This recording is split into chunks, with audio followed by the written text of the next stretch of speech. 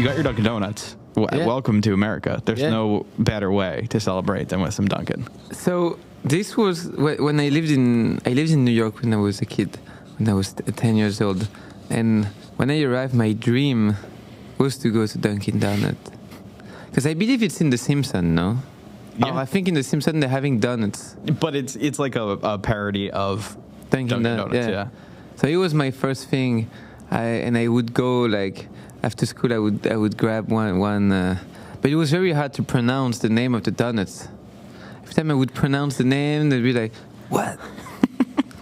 What do you want?" And I was panicking. Yeah, well, Boston's actually home to the first ever Dunkin' Donuts. That's what you said? Yeah. I like that. It's cool. It makes sense, you know? It's funny. It's actually really not that special. It is just like, it looks like any other Dunkin' Donuts. And people here don't even really like Dunkin'. It's like you drink it out of necessity. I feel like nobody here like it. Yeah, it's all except stereotype. Me. Well, thank you for stimulating the local economy. We appreciate it. Yeah. But hey, welcome to Boston. Have you ever got to like spend an actual like day here? Yeah, you know where? In actually next to Boston, Amherst. Oh, no way! I went to school there. I spent a month in the school. Oh, in summer. No way. Summer 2015 or 2014. Were you like studying music or something? No. I was like my family is super into. I mean, when I was like a teen, I was like, you have to speak English. You have to go and learn how to speak English. So, you know, as much as they could, like, they would send me to stuff like this. So yeah, it's just literally like, instead of like, I mean, this was holidays, but it was kind of school. Yeah. All July, in the school of Amherst. And, you know, at some point, I did some music, actually. I did the show at the end. I had like this kind of band that I found my way to settle. My roommate was in the band. But I think he was a bit of a jealous guy. He was not enjoying playing my tunes. He was more into like playing the Strokes or shit like this, which I was a bit sad about, but that's fine, that's okay. And he was nice, you know. And then I went to Boston for one day, and I remember hanging out on the docks. What kind of tunes were you making as a youngin'? Was it always your kind of like kind of eclectic electronic? At the time, it was very electronic.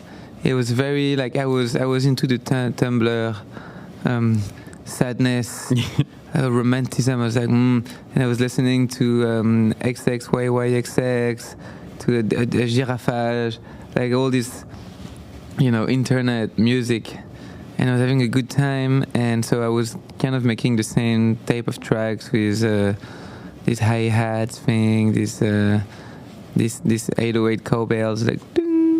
With the reverb and some subs, and it was nice. In like pads, like it was cool. I was doing this on. I had this little iPad, and I was making the music on it, and I was releasing it on SoundCloud, but I was not telling anyone. No. It was like my secret place, my temple. And so, at what point were you like, I can turn this into a career, make a couple bucks off this? Because also, so I had a band. I was the drummer in the band, so it was really like music going on, and but then I had my music as well, and then of course, you know, when you have a band, it's cool. Like at some point, when you reach the end of school, it kind of tear apart. You know, like out. Some of them, like, they're like, yeah, man, it's cool, but, you know, we're not going to make music in our life. You're like, And I was like, okay. And at some point, I did, like, my first solo performance for a friend that was doing, like, a fashion show. And I was performing, and I was like, oh, I can do shows with my music. Like, you don't have to have a band and have acoustic instruments to do shows. You can pull up and just plug laptop and plug your synth, and it's okay if you don't play anything, like not anything, everything. You know, it's okay if you have like the drum as a backing track and you play the leads and stuff. This made me realize I could do shows, and so from there I was like, okay, let's do shows on Lewis OfMan name. So I kept doing shows. So of course you do your first solo show, like everybody's showing up, it's crazy. Wow, you're like, and then you do your second show and nobody's pulling up anymore. You know, they are like, okay, that was cool. No, I don't know. He's playing again? No, it's fine. You know, I saw him last month. It's fine. We're not going to go. And so after this second show, which of course in the venue that is shit with this sound that is like, you know, like these hotel speakers. Yeah. If this is nice because it's like, oh, okay, so I don't have the friends battery.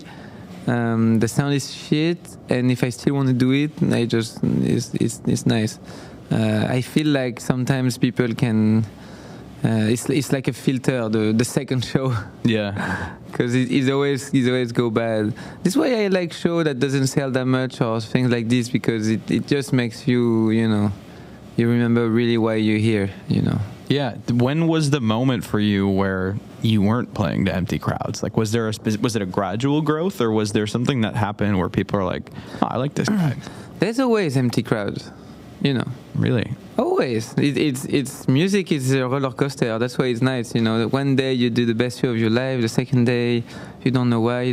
Everything is wrong. Mm-hmm. You don't sound good, and there's two peeps at your show. I don't know. That's how for me. It's always been like this. I mean, of course, lately it way less, but at the time it would be very contrasted. Like I remember like this show in Spain. I was living in Barcelona, and I would play show in Valencia or Madrid, and everything super good. Let's go, and then bam, the show in San Sebastian, organized on a day of it's beginning of spring, and there's festival outside. People are enjoying by the beach. I'm like, oh, am I going to play in the beach? And my venue is far from town, ooh, full AC on, and nobody knows the fuck of me in San Sebastian, and I hear my sound engineer ask how many tickets we sold. Oh, 13. It's like a 250 venue, you know. Like, yeah. Oh. And so the 13 peeps show up, and in the 13, like this San Sebastian is closed from friends. So in the 13, I think there was like 5 French, which is like, yo, that they drove, which is very nice. I love that, but you know, you feel a bit like, oh, I went for the San Sebastian peeps, and but it was a very nice show actually. You know, I was there with the 13 people smoking cigarette outside. It was like a little birthday or a little wedding at this point. And then I just played, you know. I mean, I'm sure they still remember that to this day, though. You probably made a core memory for them. They were very happy. I think once I met again, like one of these person. We attached. Yeah, forever. They'll always remember you. I mean, I've seen you 2 times now. First time I saw you was last year. Mm-hmm. It was at a smaller club, and it was just you and some keys. Yeah. Electric. Saw you last night with a full band. Yeah. Yeah. So cool to see you put on such a great show, but really 2 different vibes. I mean, you had a full band last night. What do you prefer? Like, how has it been touring with this full band? So, it's very interesting, this subject, because it's like super deep if you think about it. Like, of course, you know, so I was playing alone with my keyboard, and the shows, it was fire. It was crazy shit every night. Boston it was a fun night actually, because I remember my arrival on stage. I was in the crowd and I just ran screaming to the stage, and I climbed on the stage in front of everyone, and I said, "Oh, let's go!" I played. But yeah, and I was happy, but I was like, oh, like, you know, I'm not super proud. At the end of the day, I'm playing the same bass line and the same leads on top of like a backing track. You know, it's kind of a karaoke electronic version. Yeah. Even if I would do some fun stuff and improvise a lot, and you know, of course, it was super nice. But I was like, hey, I want to do. I want to feel what it is to like arrive with your band. You plug in and you play. You know, you can do a show and without depending on your Mac charger. Yeah. So I was like, oh, I have to find a band. But also I did this second album, the Cristal Medium Blue, who, of course, is saying out loud, we need a band to play it live, you know. But this is another subject. But yeah, now that I have the band, so it was hard the first months because the ego is like, yo, I'm not alone on stage anymore. Yeah. What's going on? The crowd is talking about other people than me. You know, it's like the ego doing his things. And of course, you're like, oh, this is difficult. The guitar is not like the keyboard. You have to tune that shit. You have to, oh, na. You have to tune the keyboards too, but, you know, you can break a string. It's hard. It's not as easy. I can't do my crazy moves like I would do. And I was like, oh, maybe all of this is a mistake. Maybe I'm going in the wrong path. I was doing these very low-cost shows. There was fire. Like, I should have kept going, and maybe I would have get rich. You know, it's like, ah. And then actually, when we arrived with the band in Mexico, so the band also kind of changed. We like changed the bass player and stuff. And I don't know, like we arrived in Mexico and we started to rehearse also, like we include the Siesta Freestyle song in the set that we didn't include yet. And the Mexican crowd gave us so much love. It was so crazy. It's like, oh, okay, this was like the conclusion of all this work, of all this tunnel, and now I'm so happy to have this band. And all of a sudden, it's like I knew how to do the moves that you know. It's a little bit like the, you know, like the dogs, the tiny dogs kid. When the dogs are kid, they don't piece with the leg like this. They piece like the struggle. They're like doing something until they learn. And then one day, with you don't know why, they put the leg. So I mean, and that's what you did last night. You were pissing with your leg up because it was awesome. I was making some moves. It was crazy. It's like every show, it's coming back. And I have to say, the one yesterday, these moves. I did a lot of moves in New York as well and in Mexico, but yesterday I really went crazy on the moves. So I think the vibes of the people and stuff really helped to get the moves. It's nice. It's good. It's like it was like a reset. You know? You change everything. It's like you're almost shy of yourself, you know, and then slowly after months of work, it comes back. Well, speaking of reset, you also called your latest album Cristal Medium Blue kind of like a reset. And as a fan, I've been following you since, and forgive me, I don't speak French, so I'm going to butcher all the names, but you came out with, I think the EP, like El Bene. Yeah, Yo Bene. Yo Bene. And the song, like Metro El Bus. Yeah. So that's when I first tuned in. And then I saw you grow Sonic Poems. It's kind of a similar vibe, a little bit more dancey, and then this project it's a kind of a sonic change up. Yeah. It was also like I started with the music with the drums. You know, I was a drummer and stuff, and I think this album, what made it also super special is that I'm playing all the drums in it. I'm actually playing everything in it, but the fact that I'm playing the drums, like that I was back at it.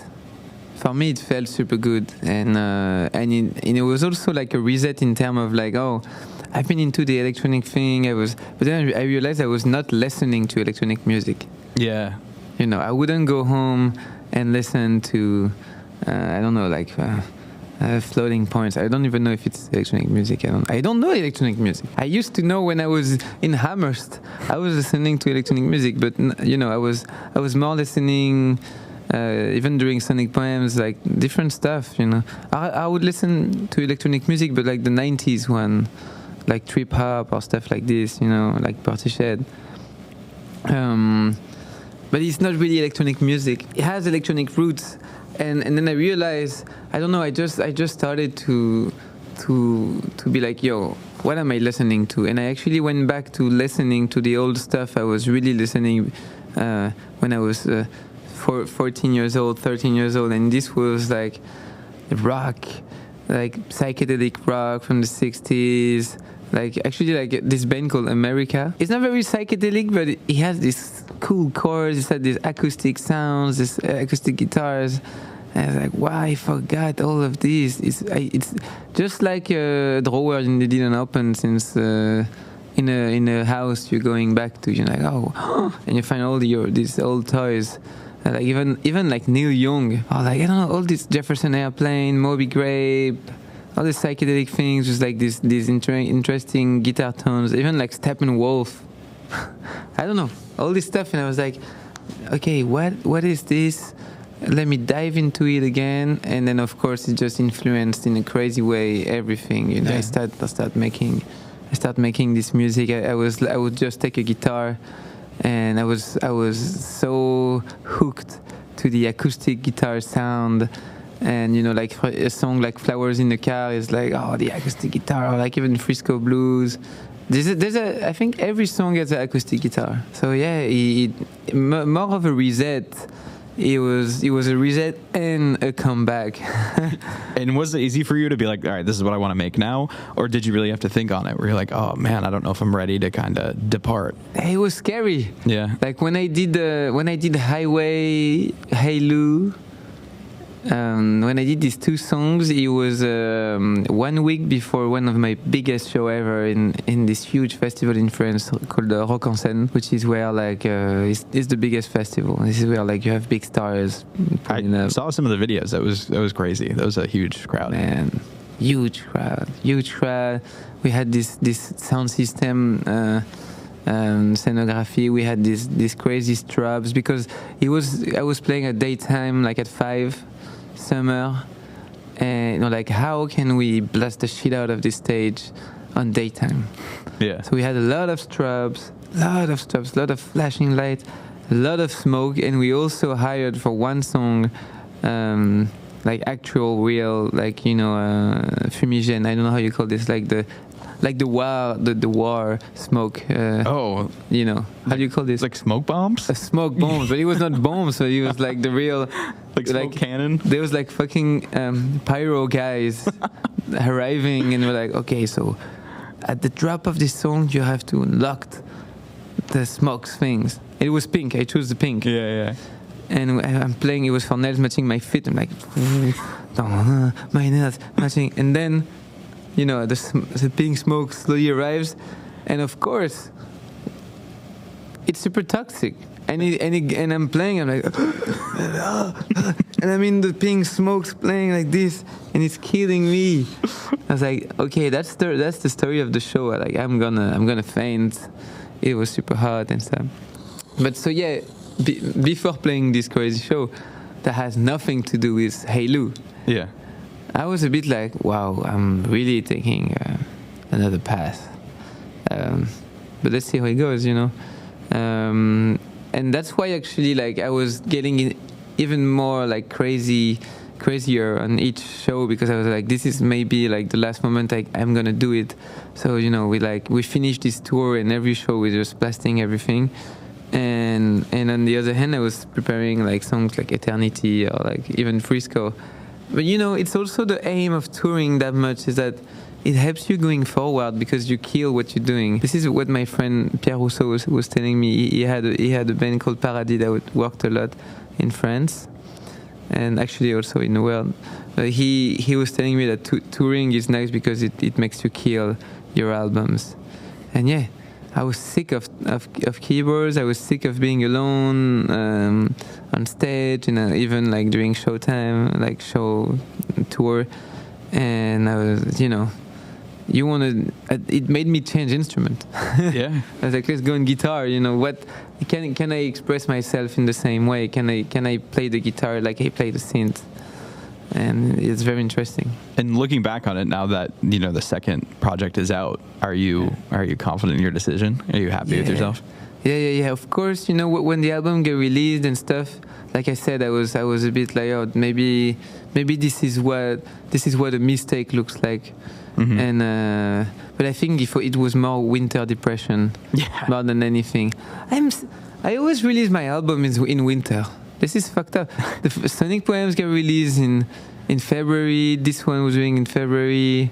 I think Yobene was doing early March, which is kind of okay. Yeah. I want to release it in September. Next one in September. I'm sick. it's always like when you release it, it's cold, it's nighttime, and you're feeling shit. No, I wanna have a good time. But yeah, now I mean, when I was doing this album, I was the happiest I ever been.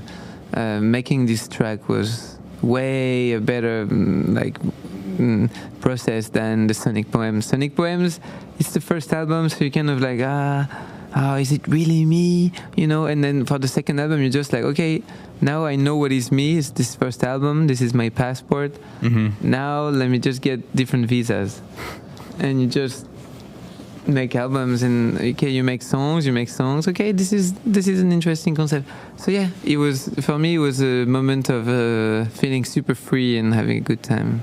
Yeah, I mean, I love to hear that. It translated as well too, and I was like, oh, this is a little different. And then I was like, no, I still love it though. Yeah, cool. He's playing with his leg up. But so before Cristal Medium Blue, you actually dropped "Move Me" with Carly Rae Jepsen, which is a fire track. How did that collaboration even come to be? Bro, right? It's so fun. It's like I think Carly's cousin showed to her my music. Wow. And she was planning on working on an album and stuff, and she made a list of producer, and my name kept coming back in as the list gets shortened. Wow. And so her team, contact my team, whatever. I found myself doing FaceTime with Carly Rae Jepsen because I'm in Paris and she was in LA. And I was like, what is... Okay. I was listening to the Call Me Maybe track. I was actually listening to Call Me Maybe remixed by SoundCloud peeps. Yeah. You know, in 2012 or 2013, 2014. I forgot. Anyway, so I was in my studio. I was like, what is crazy? And we talked. It was super nice. She sent me a really cool track. I was like, okay. A track that like a ref. And then, you know, we were doing like this kind of Zoom sessions, like it was like 7 p.m. for me and 10 for her and 10 a.m. And I was making some music. Like, okay, and then we would write some lyrics. I would write some melodies. Nothing really ever came out from all of this. But then I went to Italy, and I was there, and I was making a song. I like one night, like I met this person. I was like, wow, and you know, there's some love going on and stuff. So I write this song called "Move Me," and I'm like, wow. And I have like a Zoom with Carly the same night. And I'm like, hey, if you want, actually, I have this song. Maybe we could sing it as duet, you know. And she was like, oh, that's amazing. Yeah, let's do it. And so we just did it. She just went to her studio, recorded her voice, and the song was there, you know. And I was like, and I recorded the song with like a shitty SM58 mic. I was like, no, Lewis, you can't do it. It's a song with Carly Rae Jepsen. You can't have your voice recorded in a mic like this. So I went to a studio, recorded the voice. Didn't work. It was not good. Oh, no way. So I just kept the old voice. So yeah, you can do featurings with SM58. It's all good. But you know this song, and it didn't fit in her album. So she was just like, if you guys want to release it, you know, do it. And yeah, that's what happened. And I mean, you're talking about songs of the summer. Like that is of the summer vibe for sure. Then I'm happy you say that. I feel like this song just get a bit lost in some wave of songs, you know. I mean, yeah, it's hard with like so many people releasing music and like TikTok and stuff. But the best thing about TikTok and like the current state that we're in is a song can have a life 3 years after it's been released again. It's not dead. I actually love that. It actually happens to all my track. Like all my songs when they released, they are not, nothing really happened, you know. I'm like, oh, you know, yeah, it's just what happened. Just releasing songs, you know. I'm a song maker. But then, like, Attitude got released in 2020, and then it's blowing up like last year or now, it's like it's getting crazier and crazier every year. And the same with Siesta Freestyle, it's getting released and then Flash, I think it's healthy because I will have no buzz. I'm super happy with it because I think buzz are stressing, and buzz also like takes you down as much as it puts you up. For sure. So please listen to my song when you're after. Like, this is good. Well, I mean, the world wasn't ready for Attitude in 2020. Like, we were going through it. We needed some time to sit on it. It's true. But that did quickly become a fan favorite. I mean, it's on Spotify alone, like 20 million streams. I know. What do you think it is about Attitude that people are digging? It's crazy. I don't know. I don't want to know. Yeah. No, I think what happened also is when I did it, I was such in a good place. I was coming back from Greece in summer, like I was in the middle of my first love relationship. It was so fun. We were growing up, and I had this DX7 Yamaha synth, and I didn't make music for two weeks, and we just partied in roof of houses. In the Greek, village. It's nice, listening to good music, good artists, partying in summer vibes. Yeah. I had all these visions in these summer parties. It's like everybody's tan. It's hot times, and I don't know. I just came back, and I think Reggie Snow, that I worked with, also sent me. Like a splice, like a thing. I was like, oh, what is splice? So I subscribed, $7 a month, I think, and I just download random samples of drums, and I was like just messing around with like drum samples. I was just making drawing the beat. Take it. I was like, okay. DX7, and at the time I was digging the DX7 a little bit. I was trying to get, it's such a weird ass synth with algorithm going on. It's strange. I don't have anything. You need tapes sometimes to like save the sound. I can't save. So I was writing how to save things on the little sketchbook, and I was just messing around with algorithm. And I think I was just trying stuff. And I was like, oh, what is this, man? Am I making a dance track? It was stressing me out. I was freaked out, actually, by what I was doing. I was like, scary. Like, I shouldn't do this. It was taking over you. Yeah. And I just kept on doing the track. I was like, oh, maybe I could do a bridge. Nice chorus. And at the beginning, the lead was not it was actually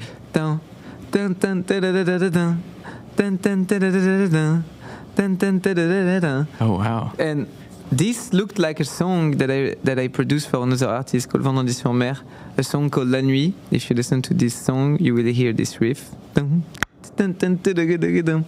And my girlfriend at the time was like, no, Luis, don't do this riff. Like, I know you made it for this other artist, you made it, but you will have problems. Like, you'll have problems. I was like, fuck, I have to change the lead. How can I change the lead? It's the hardest thing. Yeah. Because I thought I had the best lead. So I took a whole day. I was like, I sat down, let me find a new lead. I was like, whoa, it's crazy. And then and then at the end of the song is all done. And for the very last drop, I wanted a big bass, and I just purchased this. It was a very important purchase. My mini Moog. Like, I waited for it for a very long time. It was my dream, and then I just purchased it. And I was like, let me drop some bass with my mini Moog, and I dropped the bass, and it was weird. It was like, it's out of tune. What's going on? Is the synth is fucked? Fuck! I purchased out of tune. Like, but it's supposed to be in tune. What's going on? Because you can tune it. You have like a frequency for the tuning. And I realized the whole song was out of tune because the whole song was made with my take 7 that was out of tune. So I was like, no, I'm not gonna detune the whole song. I'm gonna detune my bass to make it work. And so whenever I see sometimes people like cover Attitude or stuff, you can't play on top of it because the song is out of tune, so you will sound out of tune. And so sometimes I see them and I'm like, oh no, because the line is like, it's out of tune. You have to tune to Attitude if you want to do stuff on it.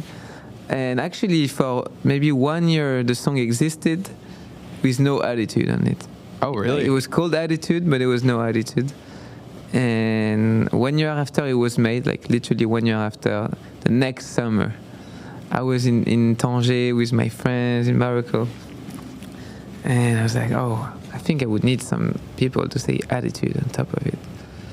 And I asked my best friend Taika, who's half American. She has this super cool way of speaking English. I was like, hey, can you send me a few Attitudes? And she's like, Attitudes, this, Attitudes, yeah, if you can just record this. And then her sister was there. Her name is Shanae. Maybe Shanae can do it too. It's like, oh, you've got this Attitude. Okay, yeah, perfect, iPhone. Okay, thank you.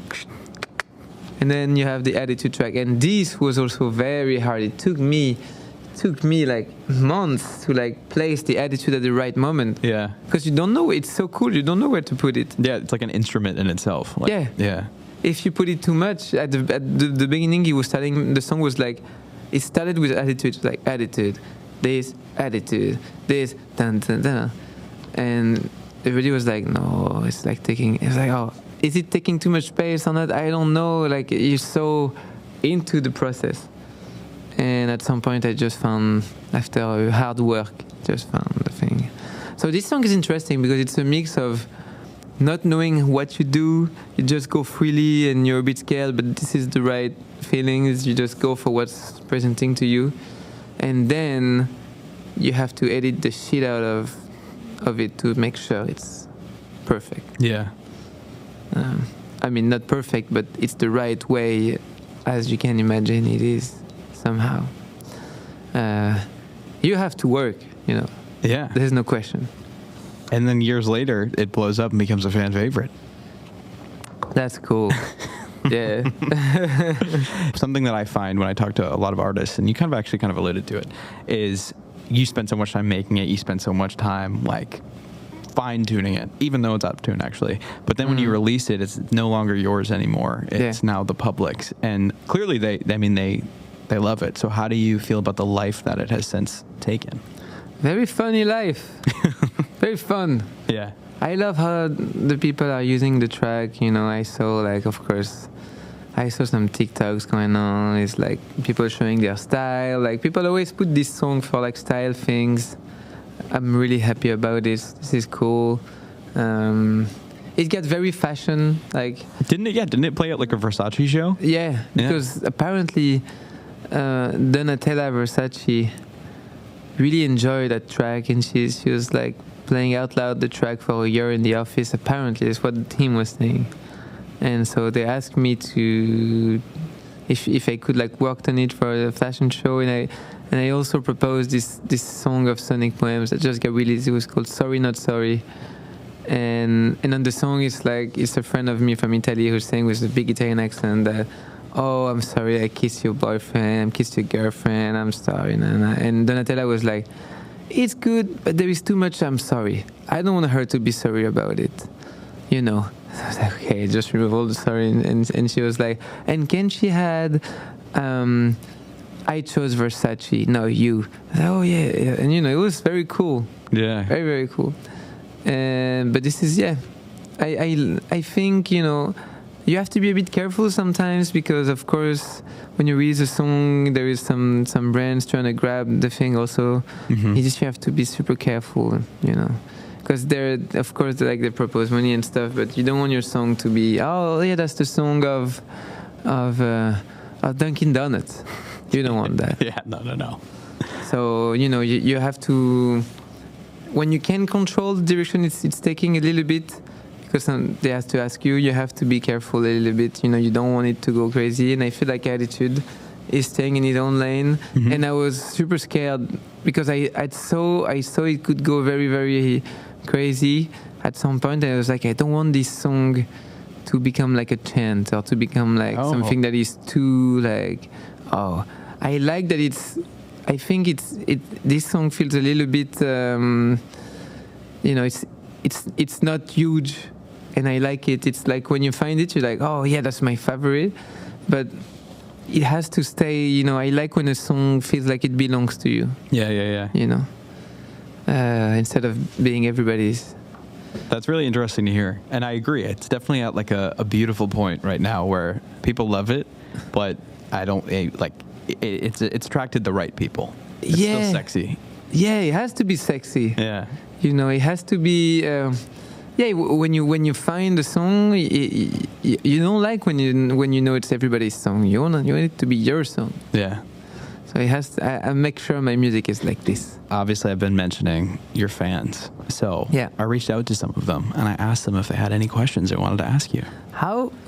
That's the first time it happened to me. How did you reach to them? How did you find them? Thank you for asking. And honestly, I'll just look at your tagged photos and I will see who was at your concert. I'm like, if they're paying for a ticket to go to your show, they're a Lewis OfMan diehard. So I hit him up and I said, hey, he's coming on the show. Got any questions for him? Okay. And they answered. And you know who really loves you, actually? Your Mexican fans. Yeah. You must have killed it there. Man, yeah, it was pure joy. So Diego actually was the first question, and he said, what did you think of your show in Mexico, and how do you see your music continuing to spread across the country? Wow. My show in Mexico, like in Mexico City, my show there was insane. We arrived on stage, and the people were screaming with so much energy and love that we were like, fuck, let's go. Yeah. And, it was just, the whole show was a big smile. And we're just, and they are giving so much love that I want to give them more love. I want to share the most I can, And we bought some flowers in the street. And, we just threw it at them. And then they started sending me gifts and stuff. And I was also so happy because I kept playing this song in Europe, for example. And like, when I play songs like Flowers in the Car, nobody cares in Europe. They don't give a shit about this song. In Mexico, they were jumping on the beat. Yeah. Like, I'm finding people who really understands what I'm doing right now, I don't feel, also in Europe, most of the time, sometimes when you do shows, not in Europe, more in France, more in France, not in Europe, in France, they judge. They go to the show sometimes. Not everyone, but I'm not feeling this energy out of nowhere. They're trying to be convinced. How can you convince me tonight? Yeah. I'm not trying to convince you. I'm just trying to have fun. Yes. And I'm here to share stuff. And this was pure sharing experience in Mexico City. It was crazy. But the first one in Querétaro also was like, wow. Because it was the first show of the tour. And we've been rehearsing in this brew, super hard to say for a French guy, brewery. Yeah, brewery. We're rehearsing there because it was a very interesting place. It was like a hotel and a brewery and all kind of stuff, shows going on. And so we rehearsed there 2 days. This is where we created the Siesta freestyle live version. And then we played the show on the third day outside in the garden with lights, pre-show, and this gave us, so much good energy. Also, it was a dream. And the last show of the Mexican tour was a Acamba festival in Tequila Desert, and this was crazy shit. This was dust, sand tornadoes going on, and heat. 38 degrees. Wow. We had cowboys hat, and it was crazy. It was very nice too. And I remember we start the set, and then the sun, for the last second of when I sing Frisco Blues alone, sun was out behind the mountain. Ooh. It was crazy. It was a sunset show. And I did also this tiny thing that I call impromptu show, where I find a spot, like a garden, someone's garden, whatever, and I do a little show, like acoustic version or like tiny setup, just me. And it's like we have like, let's say 100 capacity, and everybody has to send like a DM to have the address, and then it stops. And we did this in Guadalajara and in Ciudad de Mexico también, and it was crazy as well. It was super loving moments. People were super happy to be here. We were exchanging, everybody's sitting, you know. So yeah, we're gonna come back for sure. To answer the question, we're gonna come back. I guess in November. I would love to, but I just want to come back more because we have a very, very strong connection, I think. I think I gotta catch you in Mexico. That sounds lovely. Yeah, that's crazy. I'm adding it to the bucket list. Yeah, man. Anna would like to know, would you ever want to soundtrack a movie? And if so, what kind of movie? What kind of film? I used to. Now I don't give a shit anymore. Because it's like, there's no more. I feel like the music movies were happening more like in the 70s, 80s. And now it's more like sound design going on, or like Hans Zimmer kind of things, which I'm not a big fan of. It's not so melodious. I mean, I would love to, you know what? I would love to do the music for a movie, but like more in like this sound design way. So it wouldn't be like a music for a movie. It would be like, oh, what's going on if I have like my mini moog and I do the sound for like this crazy action movie, and I'm like, yeah, I do crazy shit. That seems like it'd be fun. This would fun. Yeah. Would fun, but it wouldn't be like romantic type of way I was seeing the movie stuff. I would love to be more like a music curator for movies, you know, like for example, in Wong Kar-wai movies, you have all this super nice selection of songs. Mm-hmm. I would love to do selection of tracks, you know, like, you know, you put some tracks you like some tracks in the movie, and like at the end of Happy Together by Wong Kar-wai, you have a live version of Happy Together being played by the Turtles. Like, wow, the live version. This is so specific and sophisticated. Crazy. Or like even, I don't know, like I think it's in the mood for love, like to play I forget what the name of the song was. Quizás. It's so cool. Yeah. I think it's better than to actually compose a song for the movie. I think now I just want to either select, either do some crazy shit like with the Minimoog for like Pacific Rim, you know. Definitely not what I thought you were going to say, but I love that. All right, Will, last fan question. Will wants to know, how did you come up with the idea for Too Much Text? Oh, pure life. Just struggling texting my crush. Too much. It's not even too much. It was like, oh, I think it was too much. It was 2020 actually. Mm-hmm. It was COVID times, and I had a little love going on. You know, like you can't. It was quite nice. Like everybody's stuck at home. You can't meet, and so you're like having phone calls, texting, sending playlists, sending songs, making little project together. Like it's cool. And at some point, I sent a text. And no reply. 4 days. Like fuck. I send too much text. Like this is really what happened. And I kind of liked it. So I wrote in the notebook and like I send too much text. And I send like no. Send the da. Send the da. I was like, and the day before I made this housey, I think the name of the project is called housey something. This little housey beat, that is the Too Much Text beat. Oh, nice. Just with I had this Casio synth at home. It's not even a synth, it's just like a Casio. At this point, these things are toys, you know. It was like a big, super light, huge but light. Yeah. Casio plastic thing. And like Elec Organ 3, that's the name of the preset, I guess. dun, dun, dun, dun, dun, dun, dun, dun, dun. Okay, cool. Then you know, I just make this silly. You add a tambourine. I was like, this beat is shit, so I forget it. and then I was like, oh, wait, the too much text on this can be cool. Yeah. And then I do the little too much text. I make this interesting. At this time I was fucking around with effects on voice, and I really liked voices with like a lot of high frequency, but not harsh, but a lot of highs. That sounds like it comes out of a machine or something. And a little bit of distortion, and it sounded good. And then I was like, I found the lead. Dun, dun, dun, dun, dun, dun, dun, dun. Same Casio. I think it's electro lead 1 for the sound. You know, just this. Everything was made with the Casio. Yeah. 2 instruments.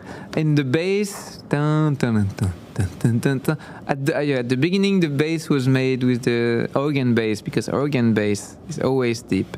Mm-hmm. Organ bass, don't sleep on this. But then I was like, no, it's not very deep at the end of the day, because it was a Casio organ bass. So I took like I have this little Moog siren. It was good.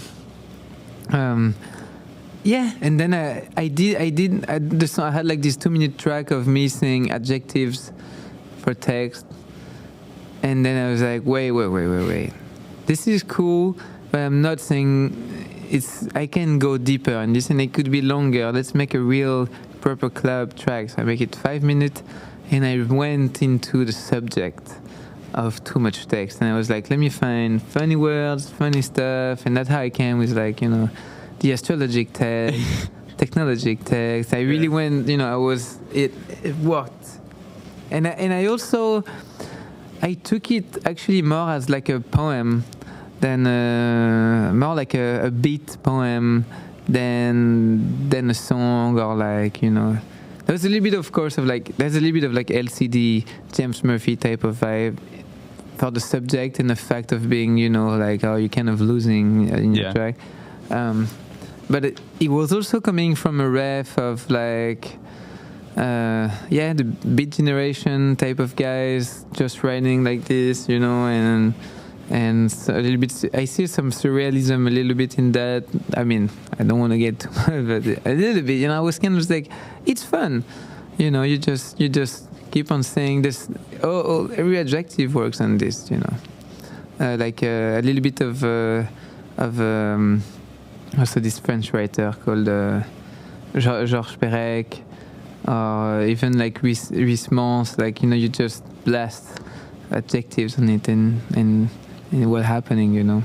So yeah, it sounds a little bit light, but it comes from a real reflection. Yeah, I can see that. Fuck strategy, you know, that's my favorite part of the song. I hate strategy. Oh yeah, don't no strategy, just go a cappella and improvise. Well, Lewis OfMan, I could literally sit and talk to you for the full day. I love hearing you talk about your music, because I genuinely am like such a large fan. I was stoked that you were coming on the show. Thank you. But I wrap up every interview with this question. I know we've been talking about music, we've been talking about your career, unrelated to all of that. Mm-hmm. What are some goals you got in the near future? Oh, personal goals, baby. No, it's hard for people, because their life is so music-based. I would like to know how to drive.